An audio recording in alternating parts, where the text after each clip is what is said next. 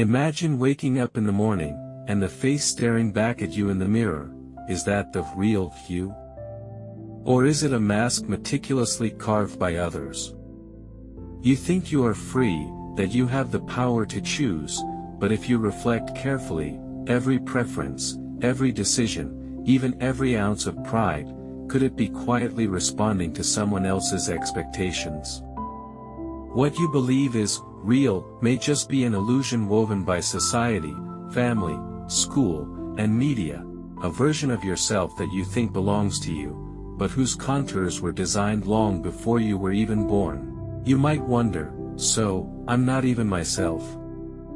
Could it be that all your desires, likes and dislikes, even your so-called dreams, aren't truly born from your own heart?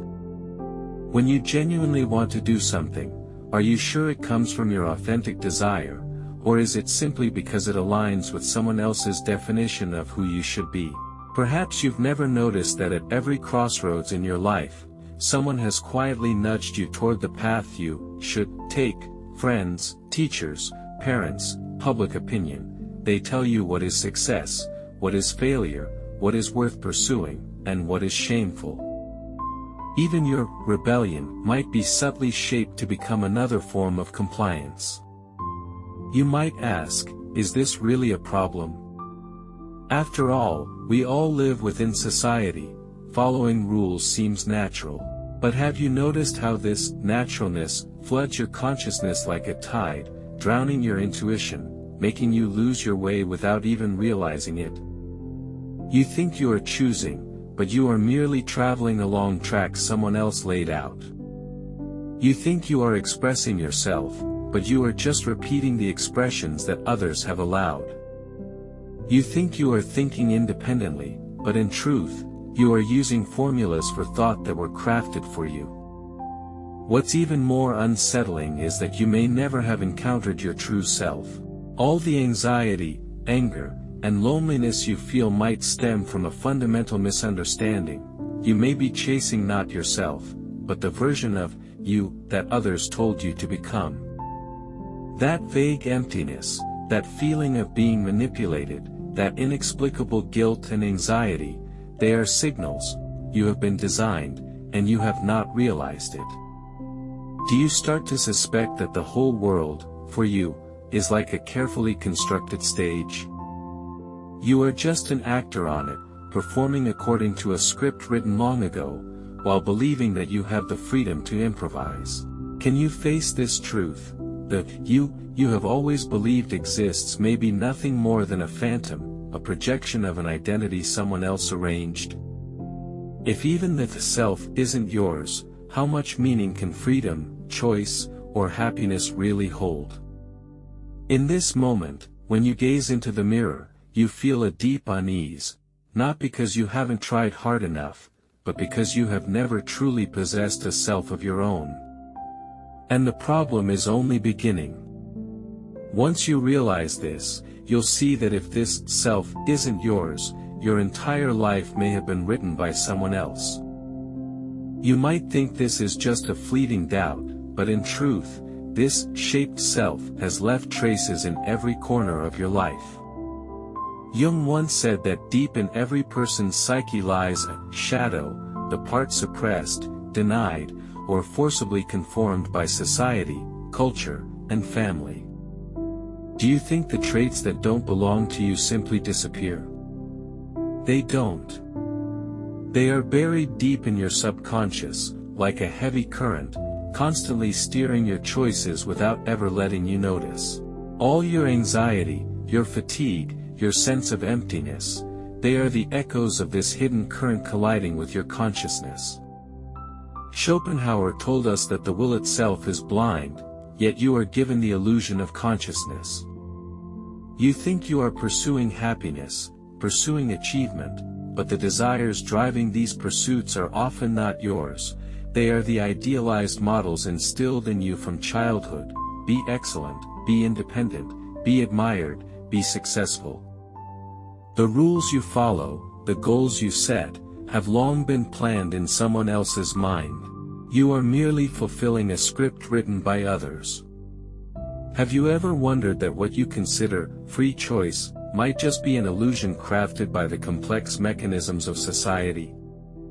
What you consider independent thought largely depends on the boundaries within which others allow you to think. Society's structure is like an invisible net, already ensnaring you from an early age. You are educated, absorb values, learn how to be a person, forming a subconscious self-template: what you should like, what you should pursue, what you should despise. Advertisements tell you, this is worth having, public opinion tells you, this is unquestionable, family tells you, this is right, and yet, you believe it is your own judgment. Every act of compliance, every moment of unease, every subtle burst of anger, is the invisible net reminding you, you are being guided, and you haven't noticed. Nietzsche said, if you gaze long into an abyss, the abyss also gazes into you. Once you begin examining yourself, you realize that these shaped rules and desires have become deeply embedded in your mental and emotional structure. You are accustomed to expressing yourself in language, yet you may find that even your words repeat the grammar others taught you. You try to understand the world, yet you might only be reiterating the formulas of understanding imposed upon you. What you think of as your personality is actually society's label on you. What you think of as self-identity may be nothing more than a symbol assigned by others. Psychological research shows that self-perception is highly susceptible to the looking-glass self effect. We unconsciously confirm our identity through how others see us. In other words, the self you see is not a pure self, it is the image formed from others' perceptions, a reflection accumulated by society. When you uncontrollably crave approval, fear criticism, or pursue success, you may not realize that these desires are no longer truly yours, they are expectations projected onto you by others. The deeper paradox is this: the more you try to be yourself, the more you may fall into another form of self-deception. You think rebellion is independence, but you might still be following another socially approved pattern. You think rejecting rules is freedom, but you are still acting within the boundaries society allows. The subtlety of this psychological trap lies in making you believe you have a choice, while the reality of true freedom remains hidden, beyond your reach. When you begin to realize all of this, you may feel a sense of vertigo. So the self you thought you controlled has been an illusion all along, a mirror shaped by society, culture, family, and public opinion. Your consciousness, your emotions, your actions, have been operating under this reflection, with almost no escape. You begin to understand, this is not just a psychological dilemma, it is a philosophical one. If even your self is not truly yours, then how much truth remains in your actions, your desires, your sense of value? Imagine, if you realize that you've been living in a script designed by others, what would you do? Stop? Escape? No. This realization is your chance to rewrite your own life. True rebellion is not blindly opposing the world, it begins with honesty toward yourself, admitting that you have been shaped, acknowledging the emptiness within, recognizing that you habitually follow rules. This admission is the first step toward freedom. Those in history who truly understood life did not share a natural rebellious streak, they shared the courage to question the beliefs imposed on them. Nietzsche, in A World of Solitude and Prejudice, proposed the concept of the Übermensch, not to tell you how to live, but to remind you that you can surpass the boundaries others set for you. Schopenhauer painfully revealed the blindness of the will to make you aware that you can choose conscious awakening rather than blindly following desire. Jung explored the shadow of the unconscious to encourage you to confront your depths rather than remain trapped in appearances. Breaking the cage begins with redefining the self. Start questioning every choice you once assumed was yours. Are the hobbies you enjoy truly what you love? Are the achievements you pursue genuinely what you want?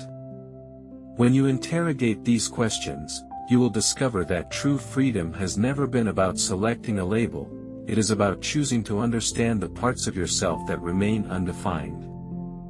Next, you must learn to distinguish the voice of others from your inner voice. When you hear criticism, expectations, or norms, do not immediately accept or reject them. Pause and ask yourself, is this what I want? Does this resonate with my feelings?